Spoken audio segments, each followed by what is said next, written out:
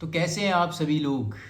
Welcome back to my channel vlogged up. आज हम करने जा रहे हैं अनबॉक्सिंग, मेरा मतलब है कि आज हम बात करने जा रहे हैं एफसी बार्सिलोना की लेटेस्ट ट्रांसफर एक्टिविटी के बारे में, लेटेस्ट न्यूज़ के बारे में। बिकॉज बहुत दिन हो गए थे यार बार्सिलोना के बारे में वीडियो निकाली हुई। लाइव सेशन तो करते ही रहते हैं। और आगे बढ़ने से पहले लाइक शेयर सब्सक्राइब वाला नहीं यार, आप लोग देखो, पता है सर्दियां आ गई हैं, ठीक है, सर्दियों के साथ सर्दियों की प्रॉब्लम्स भी होती है। तो ये समझ रहे हो आप, ये किसी को अगर आता हो तो कमेंट सेक्शन में बता देना कि इसको और इनकी लेंथ सेम कैसे करूं। मतलब मैं, ये बहुत लंबा हो गया है और खिंचता ही चला जा रहा है। मतलब गलती से कहीं पे फंस जाता है और फिर और खिंच जाता है। तो मतलब कोई बता सकता है अगर मेरे को। It is like very very crucial issue for me right now. तो गाइज, अगर नए हो चैनल पे प्लीज सब्सक्राइब कर देना, लाइक कर देना इस वीडियो को। जल्दी से बता देता हूं, बार्सिलोना सबसे पहले तो अभी ड्रॉ हुआ है कोपा डेल रे का, क्योंकि लास्ट राउंड हम 4-3 इंटरसिटी से जीते थे। एक ना वीडियो निकालूंगा मैं तो, क्योंकि बवाल मचा था इस पे कि 4-3 से क्यों जीते, 3 गोल खा लिए इंटरसिटी के अगेंस्ट, ठीक है। एक वीडियो निकालूंगा कि यार Barcelona as bad as they look, मतलब ऐसे एक इंटरेस्टिंग वीडियो निकालूंगा कल संडे को, ठीक है। एटलेटिको का मैच है ना रात को, उससे पहले एक वीडियो निकालूंगा, पर उसकी बात कल। आज क्योंकि हम उस मैच में जीते थे तो इन बार्सिलोना अगले राउंड में गई है। ड्रॉ हुआ है अभी अभी कोपा डेल रे का। We have drawn against the least, मतलब जो टीम अभी सबसे ज्यादा लोएस्ट रैंक की टीम बची हुई थी टूर्नामेंट में, उसी को हमने ड्रॉ कर लिया फाइनली भाई। थैंक गॉड कोपा डेल रे के ड्रॉज रिग्ड नहीं होते हैं यूएफए की तरह या यूरोपा की तरह कि सीधा पहला ही opponent Barcelona Manchester United, that's it. ऐसा नहीं होता भाई। अच्छा है, शुक्र है। क्वेता नाम की टीम मिली है बार्सिलोना को, 3rd डिवीजन टीम है, बट उन्होंने एक अपसेट ऑलरेडी किया है एल्चे को हरा के इस टूर्नामेंट में। एल्चे, हाँ अब आप कहोगे एल्चे को हराना कोई अपसेट थोड़ी ना है भाई, एल्चे का भी नाम नहीं सुना होगा काफियों ने, बट उनके लिए था क्योंकि एल्चे इज इन ला लीगा और उन्होंने एल्चे को हराया, तो उनके लिए तो भाई अपसेट के बराबर ही हो गया ना, 3rd डिवीजन में है वो। तो Barcelona will face Quetta who is in 3rd division. इसका मतलब है कि अगर अगर हम हारते हैं तो ज्यादा बेइज्जती होगी। And Real Madrid have been drawn against Villarreal, जिनको सरप्राइजिंगली कोइंसिडेंटली वो आज रात को भी फेस करने वाले। 8:45 पे मैच है। लेट्स होप भगवान the better team wins.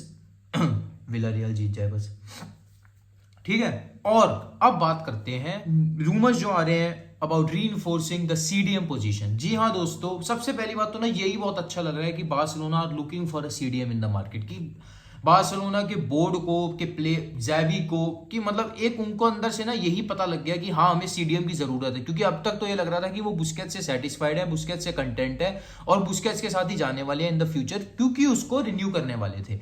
But अब ऐसा आ रहा है 1-2 दिन से। बट मैं पहले ये वॉर्न कर देता हूं कि आ किसके थ्रू रहा है, स्पोर्ट के थ्रू, जो कि बहुत ही ज्यादा अनरिलायबल है, बिल्कुल भी मतलब विश्वास करने लायक नहीं है। हिट एंड मिस कह लो, बहुत कम विश्वास किया करो, बट कभी बस उनका तुक्का भिड़ भी जाता है। तो उन्होंने तो ये कह दिया है कि रूबेन नेवेस की साइनिंग ऑलमोस्ट कंप्लीट है। भाई एक तो कोई भी प्लेयर की ऑलमोस्ट कंप्लीट ये कैसे कह रहे हैं जब इनको पता है बारसा की फाइनेंशियल सिचुएशन बेकार है। हम टेबेस ने बोल दिया कि अगर आप प्लेयर साइन भी कर रहे हो तो you can not register them, फलाना फलाना। तो मेरे ख्याल से मतलब मेरे को समझ नहीं आता कैसे स्पोर्ट और ये एमडी वगैरह एकदम से किसी प्लेयर को यू कह देते हैं क्लोज टू ज्वाइनिंग बार्सिलोना। फिर भी इन्होंने कहा है कि वुल्व्स का कैप्टन रूबेन नेवेस, जो कि एक सीडीएम है, he is close to joining Barcelona. इसके रूमर्स समर में भी आए थे बट अब काफी स्ट्रॉन्ग हो गया। And also his contract is until 2024 and he hasn't shown any intent of renewing that contract. इस वजह से वुल्व्स को भी पता है कि वो एक अच्छी पोजीशन में नहीं है and they can get as much value for him in this transfer window. फिर वो अगले समर में और वैल्यू कम हो जाएगी, ऐसे गिरती जाएगी, क्योंकि वो रिन्यू नहीं कर रहा है और फ्री में लूज तो नहीं करना चाहेगी वुल्व्स, कम ऑन भाई। तो बार्सिलोना के पास एक मतलब स्ट्रॉन्गर हैंड कह लीजिए नेगोशिएशंस में, बट स्टिल 40-44 मिलियन उसकी वैल्यू है ट्रांसफर मार्केट में, उससे कम नहीं आएगा रूबेन नेवेस। उसको लेना चाहिए या नहीं, इस पे कोई नहीं, बात कर लेंगे थोड़ी बहुत वहीं पे। अब इसमें क्या आ रहा है ना, यहां पे एक डिबेट हो गई है। Laporta wants to sign Ruben Neves. He sees Ruben Neves as a long-term replacement for Sergio Busquets, क्योंकि वो अभी 25 साल का है। बट जैवी को थोड़े डाउट्स हैं। जैवी के मन में अभी थोड़ा अपने स्पेनिश बायस जो कि खत्म नहीं हुई है, उसके चलते जैवी के मन में ये है कि हम बुस्केट्स को ही रखें, रिन्यू करें, या फिर we go for another Spanish player which is Martin Zubimendi, जो 60 मिलियन से कम नहीं आएंगे because he renewed his contract. हाँ लालीगा का एक्सपीरियंस है, हाँ मैं मानता हूं कि रूबेन नेवेस से बेटर फिट होगा, बट मतलब मैं, आप एक तरह से समझ सकते हो कि ज़ैवी की ये साइनिंग लेने के लिए क्यों इंटरेस्टेड होगा। तो यहाँ पे एक लापोर्ता और ज़ैवी के अंदर एक तरह से क्रॉस रॉड्स पे खड़े हैं, क्योंकि Laporta wants to sign Ruben Neves, Xavi wants to sign अपना मार्टिन जुबिमेंडी या रिन्यू बुस्केट्स। और आज लापोर्ता से जब फ्रैंकी डियोंग के बारे में पूछा गया, जो कि ऑलरेडी उनकी टीम में है, एक लॉन्ग टर्म साइनिंग कहा जा रहा था फलाना फलाना, तो लापोर्ता ने ये कहा है कि या we know Frankie is a long term solution for Busquets and he isn't going anywhere. ये कहा है उन्होंने कि उसको नहीं बेचेंगे हम, but he can not play मतलब अलोन, ऐसा ऐसा बोल दिया उसने कि वो सिंगल पिवट में नहीं खेल सकता बेसिकली। ऐसा लापोर्ता ने अब एक इंटरव्यू में बोला है कि फ्रैंकी डियोंग ठीक है बट वो सिंगल पिवट में नहीं खेल सकता। तो भाई फ्रैंक ऐसी है आपके पास, फ्रैंकी डियोंग है, डबल पिवट में खिलाओ, क्या इशू है? नहीं, but we will go with a traditional 4-3-3 जिसमें एक सिंगल पिवट ही होता है। इस वजह से हम, आप यहां पे समझ रहे हो, आपके पास प्लेयर है वर्ल्ड क्लास, ठीक है, जिसके लिए प्रीमियर लीग की टीम्स लाइनें लगा के खड़ी थी पिछले समर में और शायद अब भी खड़ी हो जाए। आप उसको, और एक ऐसा प्लेयर और जो सीरिया विनिंग मिलान साइड का इंटीग्रल पार्ट था। आपके पास दो ऐसे प्लेयर हैं, आप उनके लिए सिस्टम बदलना नहीं चाह रहे, पर आपके पास एक डेडवुड है बुस्केट्स, मैं मानता हूं लेजेंड है बार्सिलोना का, ग्रेटेस्ट सीडीएम हमारी हिस्ट्री में शायद, बट आप उसको रिन्यू करने के लिए अपने सिस्टम पे एडमेंट रहने के लिए तैयार है। ये अब आप यहां पे समझ रहे हो कितना ज्यादा, मैं क्या बोलूं यार, मतलब सीरियसली देखो, मेरे को ये अच्छा लगा कि बार्सिलोना की तरफ से इंटेंट आ रहा है कि दे नीड अ सीडीएम, उनको रियलाइजेशन ही हो रही है कि दे नीड अ सीडीएम, ठीक है, समझ में आ रहा है। पर भाई अगर अगर they go for a wrong option ना, 40-50 मिलियन खर्च के, जो कि मेरे हिसाब से तो अभी है ही नहीं हमारे पास, अगर they go for a wrong option which I think Ruben Neves is, I don't think he is a player suitable for Barcelona. मैं उसकी पूरा देख रहा था, मतलब प्रोफाइल देख रहा था। अब देखो वुल्व्स के मैंने इतने गेम्स देखे नहीं है तो मैं बोल नहीं सकता हूं, बट जितना मैं उसके बारे में पढ़ रहा था उस हिसाब से मेरे को लग रहा है कि ही इज अनदर, मतलब थोड़ा ना फिजिकल प्लेयर ज्यादा है वो। और हाँ, एक मैं आपको एक साइड ऑप्शन और बता दूं, एंगोलो कांटे की भी बात आ रही है कि एंगोलो कांटे के लिए भी बार्सिलोना कर रही है ट्राई, बिकॉज उसका भी कॉन्ट्रैक्ट चेल्सी के साथ एक्सपायर होने वाला है and he has not shown interest in renewing that, and he wants Barcelona to show concrete interest in him so that he can try to get out of Chelsea। मतलब ऐसा कुछ आ रहा है।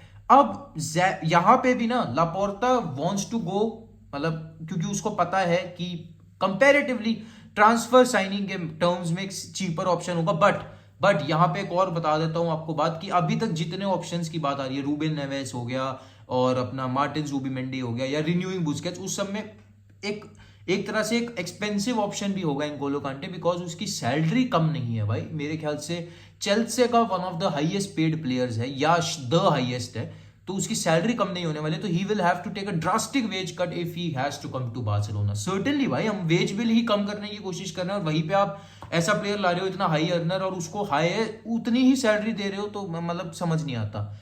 अब यहां पे भी ज़ैवी के डाउट्स आ रहे हैं इस सेंस में कि he is not a Spanish, मजाक कर रहा हूं, कि उसकी मतलब अभी वो एक लॉन्ग टर्म इंजरी से आ रहा है and can he still perform at the required level. तो अब ये बातें आ रही हैं यार, अब मेरे को नहीं पता कि कौन लेने वाली है बार्सिलोना। 3-4 प्लेयर से लिंक हो गए हैं हम सीडीएम पोजीशन पे, विच मींस कि बार्सिलोना को पता लग रहा है कि they need to deputise in that position. मेरे ख्याल से तो फर्स्ट प्रायोरिटी राइट बैक है, बट शायद ज़ैवी के दिमाग में ये है कि हम कुंडे को और अराउगो को राइट बैक पे खिला सकते हैं एंड सेंटर में हमारे पास सेंटर बैक्स हैं, फिर भी 3-4 हैं। अलोंसो का ये रिन्यू करने वाले हैं तो इनके हिसाब से 4 ही हैं, एरिक गार्सिया, क्रिस्टेंसन, अलोंसो हो गया और वन ऑफ द कुंडे अराउगो। तो मतलब मेरे ख्याल से ये सेंटर बैक और राइट बैक पे अभी इतना फोकस नहीं कर रहे। There priority remain CDM because they know कि बुस्केट्स ने अभी तक इंटेंट नहीं दिखाया कोई रिन्यू करने का। उसने यही कहा है शायद कि वो अगले साल जाने वाला है, मैंने तो जितने इंटरव्यूज पढ़े हैं। तो if Busquets leaves which I think he should, also Jordi Elba, तो मेरे ख्याल से देखो बुस्केट्स का तो यार जॉर्डी एल्बा से केस ही डिफरेंट है। अब जॉर्डी एल्बा को ना मैं फिर भी ये मान सकता हूँ कि वो एज अ सब्सटीट्यूट आ जाए, मतलब बाल्डे है और बाल्डे के एज अ सब्सटीट्यूट आगे खेल ले, क्योंकि लेफ्ट बैक यार मेरे ख्याल से प्रायोरिटी भी नहीं है अभी और एकदम से आप एक खरीद नहीं सकते फाइनेंशियल की वजह से। बट सीडीएम तो ना अगर आपके पास फ्रैंकी डियोंग और फ्रैंक कैसी जैसे प्लेयर है टीम में, तो यू कैन, आपके पास है लिबर्टी कि आप बुस्केट्स को एक अगला कॉन्ट्रैक्ट ना देके you can easily rely on them या go for another centre back who is available for cheap in the market. But इस चक्कर में कोई गलत प्लेयर मत ले लेना, मेरी बस इतनी रिक्वेस्ट है बार्सिलोना में। तो thank you guys for watching.